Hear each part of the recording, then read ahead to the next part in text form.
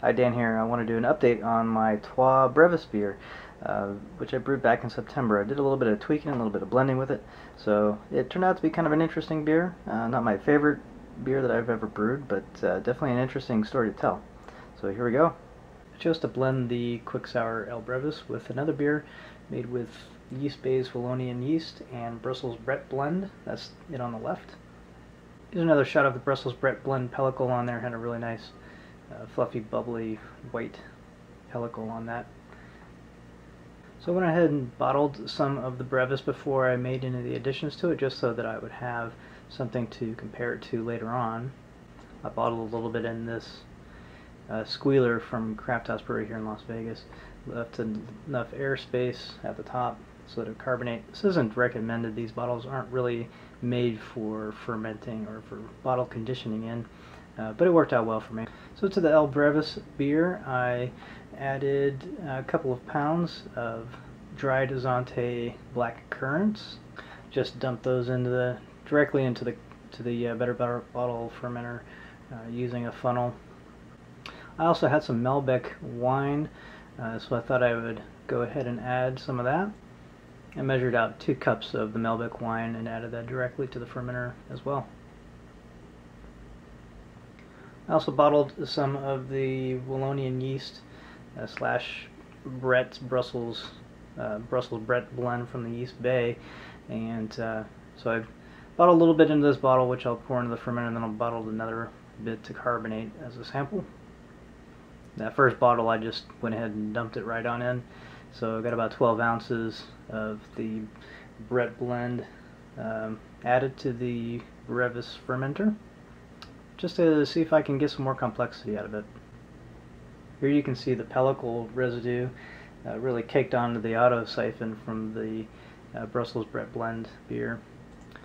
So fast forward 5 months, I decided to do a little bit of blend with the framboise that I had. That's a sour raspberry ale. So in my bottling bucket I'm getting 2 gallons of the sour raspberry ale. And I blended that with 1 gallon of the Zante currants El Brevis beer.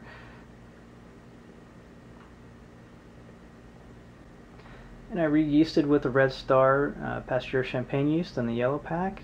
Use about half a gram per gallon, so I went with 1.5 grams of yeast. Probably should have rehydrated the yeast, but I chose just to go ahead and dump it right on in, and then I just dumped it right in on top.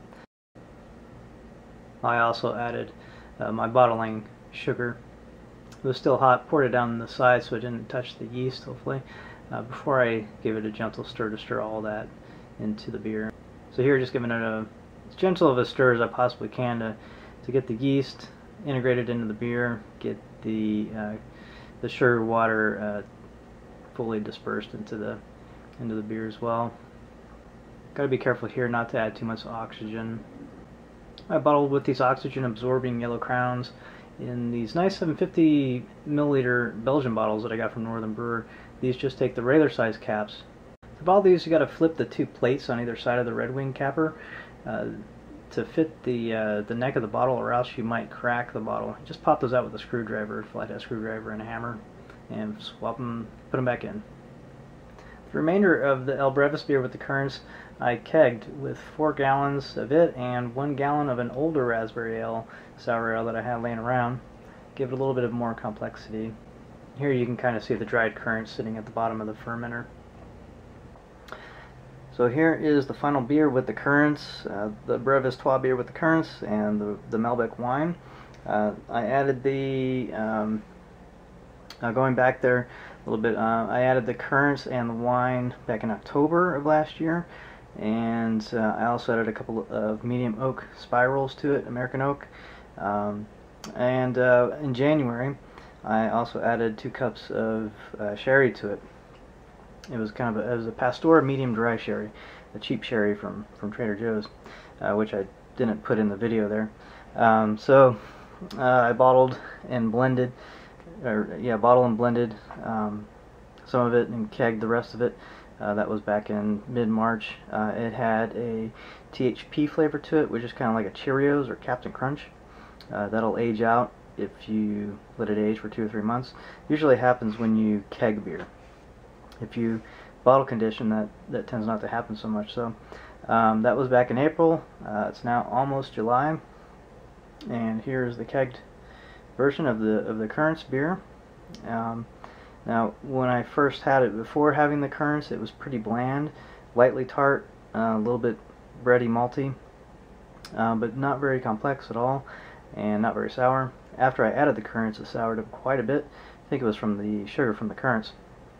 And I think that the extra Yeast Bay Brussels Brett blend added a little bit of complexity to it, but I don't think I gave it quite enough time to really funk it up a whole lot.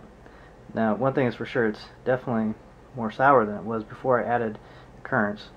It does have a couple of faults still. It's a fairly thin beer. Wish it had a little bit more body. It's a little bit too sour, a little bit too acidic. So I've been blending in a little bit of a Brett blonde beer that I have when I serve it out of my other keg. Just put a splash of that in there to kind of lighten the acidity.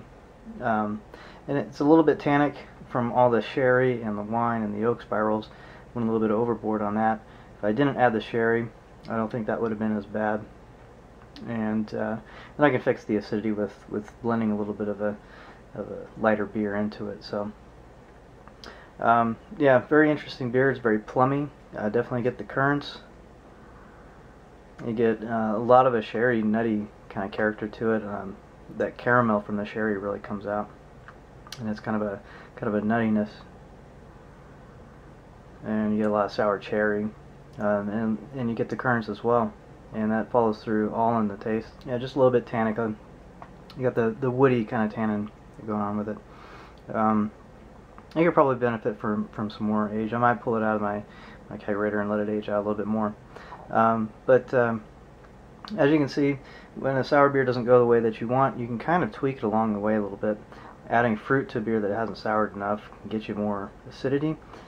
I think I added to the raspberry beer that you saw in the video, I think I added too much raspberry, so that one also was too acidic, too much citric acid in that. I'm hoping that will age out a little bit. But I'm learning that blending is it's a little bit difficult to do. I find that it tastes less acidic when it's warm and flat, and when it carbonates, it seems to be more acidic that way. So it's definitely a learning process and a lot of fun blending beers together, trying to get the beer that you want. So cheers, and I hope you guys enjoyed watching.